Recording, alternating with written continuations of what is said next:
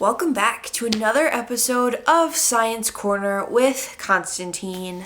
That is me. I'm still here in my childhood home, just like you are, with my cats. It's alright. So, today we are starting a new unit. This unit is evolution. Before we talk about evolution, we're going to have a little bit of story time. So welcome to first ever Science Corner Story Time.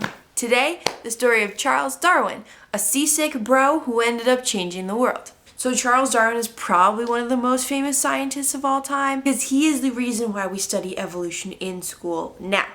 So I'm going to tell you a little story about Charles Darwin before we start learning about evolution because he has kind of an interesting story. He kind of ended up doing science even though he didn't really want to, but I find him very fascinating and it's really cool to see how he came up with what he came up with based on the experiences he had in his life.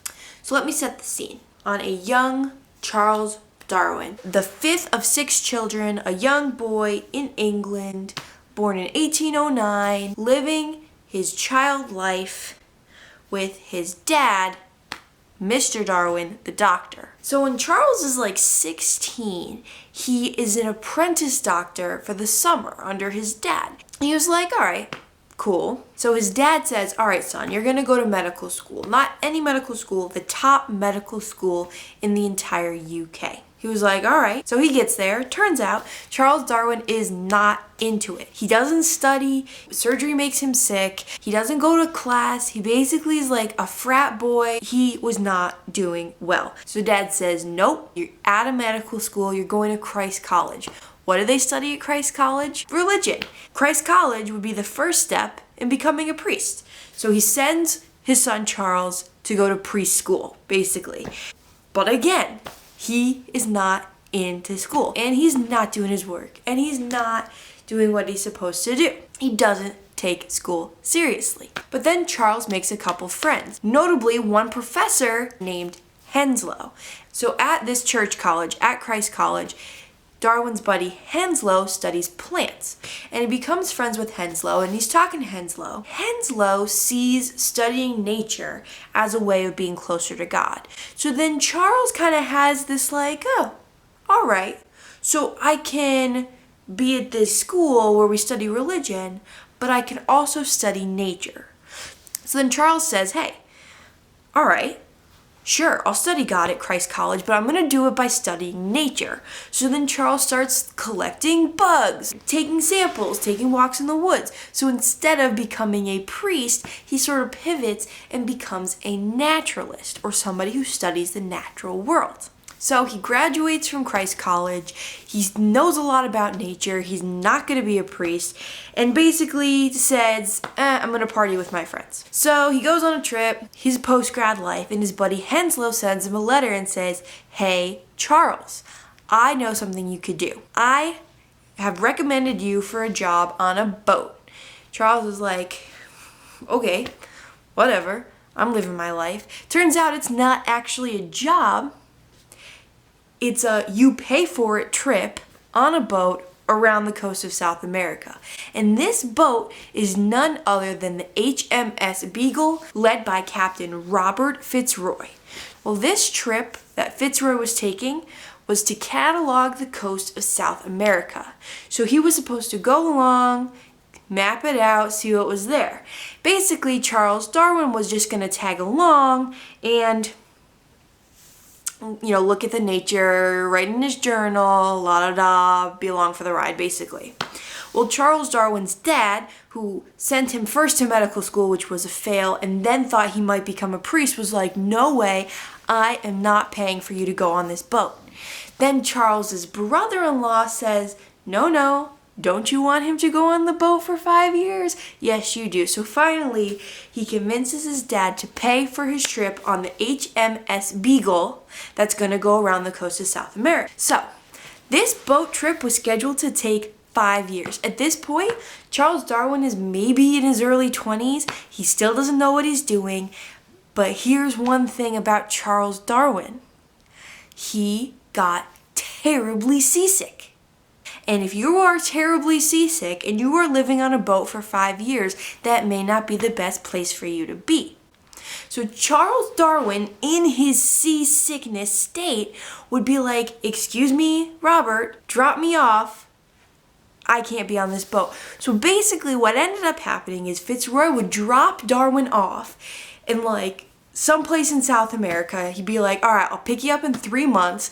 He'd go down the coast and Darwin would travel on foot down the route that the boat was taking. So he actually didn't spend that much time on the boat at all. Instead, he spent time writing in his journal about all of the plants and the animals he saw on his trip.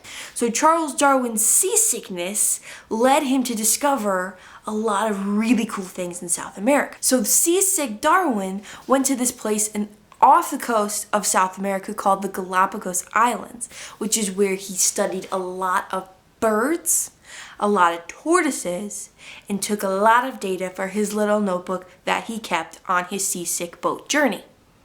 So fast forward, his trip is done. So he's back in England. He's only like 26 at this point, and he's got all this notebook writing, all this data he collected when he was seasick, and he's trying to figure out what to do with it. So Charles still has his dad's money, and he's using it to be what we call a gentleman scientist, which means he's just doing science on his own. He's not associated with any university. And what he ends up doing is peddling his findings. He's taking his samples that he took from South America, he's taking his little notebook, and he's going around England asking all these natural scientists what they think of his samples. And as he's doing this, as he's getting this feedback, he's keeping a diary, his notebook version B. So he comes up with these ideas about where species come from and what happens over time when species reproduce. And he's coming up with some really genius stuff. But here's another thing about Darwin. You remember how he got seasick?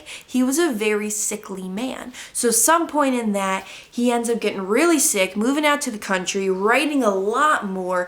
He marries his cousin and has 10 kids and grows a really nice beard. He grows a nice beard as well. But most importantly, he culminates all of his thoughts and his findings into a book. The most famous book, arguably one of the most famous books in biology, called On the Origin of Species. And in there, oh, I just kicked the camera. And in there, in the Origin of Species, Darwin comes to this really amazing idea that species change over time, because species, animals, humans, plants, all have offspring. They all have babies. And more babies are born than can survive to the next generation.